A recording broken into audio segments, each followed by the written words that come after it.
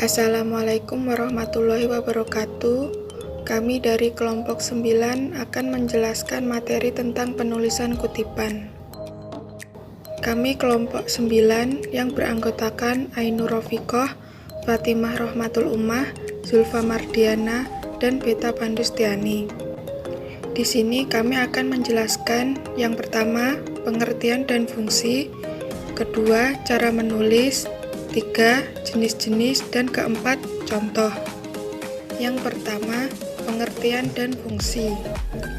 Pengertian kutipan.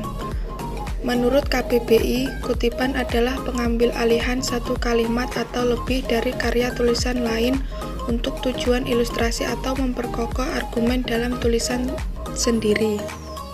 Penulis dapat menulis ulang terhadap bahan bacaan atau pustaka yang telah dibaca.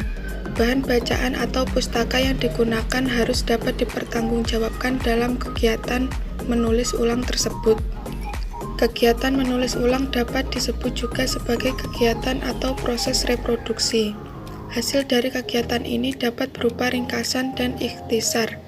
Setelah kegiatan reproduksi, penulisan akan mendapatkan gambaran terhadap bacaannya dan dapat memilih bahan bacaan yang digunakan dalam karya ilmiahnya sebagai rujukan. Pernyataan atau teori yang ditemukan dan diyakini oleh penulis dapat dikutip untuk mendukung pendapat penulis dalam penyusunan karya ilmiah.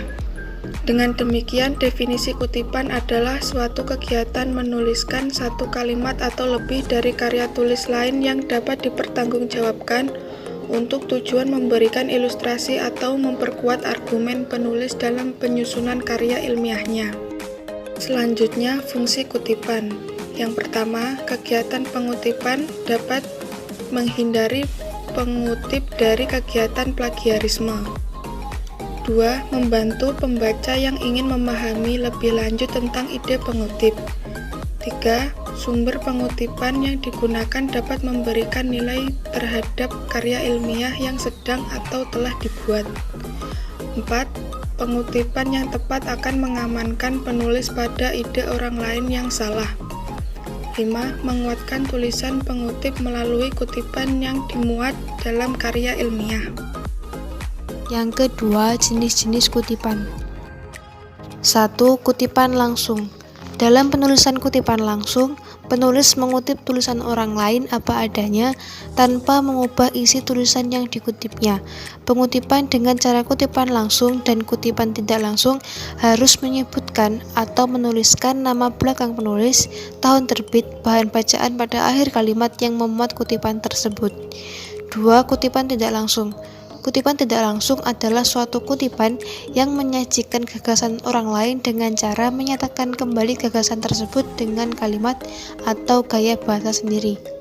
Dalam pembuatan kutipan jenis ini, pengutip memerlukan keterampilan dalam berbahasa seperti merangkai kalimat yang baik dan efektif dengan kata-katanya sendiri dan tetap mencerminkan bahwa ide yang dikutip merupakan ide penulis aslinya. 3. Tata cara menulis. 1. Kutipan langsung. Tata cara penulisan pengutipan langsung dapat dibedakan menjadi dua cara, yaitu kutipan singkat dan kutipan panjang. 1. Penulisan kutipan singkat ditandai dengan tanda baca petik, dan bagian yang tidak dikutip dituliskan dengan tanda baca elip. Bagian selanjutnya adalah menuliskan sumber diperolehnya informasi mengenai kutipan tersebut. 2. Penulisan kutipan panjang dilakukan apabila kalimat yang dikutip lebih dari 4 baris, sehingga kalimat yang dikutip diletakkan pada paragraf tersendiri dengan ukuran huruf yang lebih kecil daripada ukuran teks dan ditakikkan letaknya pada paragraf tersebut. 2. Kutipan tidak langsung. Penulisan kutipan tidak langsung biasanya dinyatakan dengan menuliskan nama penulis dari sumber aslinya dan tahun terbit sumber tersebut. 4. Kutipan langsung. Contoh 1. Inam, buka kurung, 1999.2 tutup kurung menyatakan bahwa bagi orang Minangkabau, merantau telah lama melembaga dan menjadi bagian dari kehidupan sosial maupun pribadi mereka. Contoh 2, bagi orang Minangkabau, merantau telah lama melembaga dan menjadi bagian dari kehidupan sosial maupun pribadi mereka. Buka kurung Inam 1999.2 133 . Kutipan tidak langsung.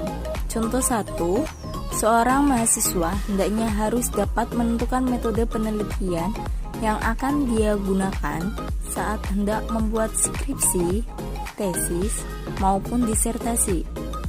Adapun salah satu metode yang mesti mereka tentukan adalah kualitatif atau kuantitatif. Jika mahasiswa lebih menyenangi statistik, maka metode kuantitatif bisa dipilih dan digunakan untuk bahan penelitiannya. Sebaliknya, jika mahasiswa lebih senang menganalisa suatu peristiwa, maka metode kualitatif bisa dipilih dan digunakan dalam penelitian yang akan dilakukan. Hamid Patilima, Metode Penelitian Kualitatif, Bandung, Alfabeta 2013 halaman 4. Contoh 2, tombol navigasi adalah sebuah tombol yang digunakan oleh para pembaca blog untuk mendapatkan informasi yang mereka butuhkan dari sebuah blog-blog. Dengan adanya tombol navigasi, pembaca dapat mencari topik yang ingin mereka baca tanpa perlu membuka satu persatu halaman sebuah blog. Wahyu Sakban, Your Blogger SML, Tempat Yogyakarta, Andi 2010, halaman 197. Sekian yang dapat kami sampaikan. Terima kasih. Kurang lebihnya kami mohon maaf. Wassalamualaikum warahmatullahi wabarakatuh.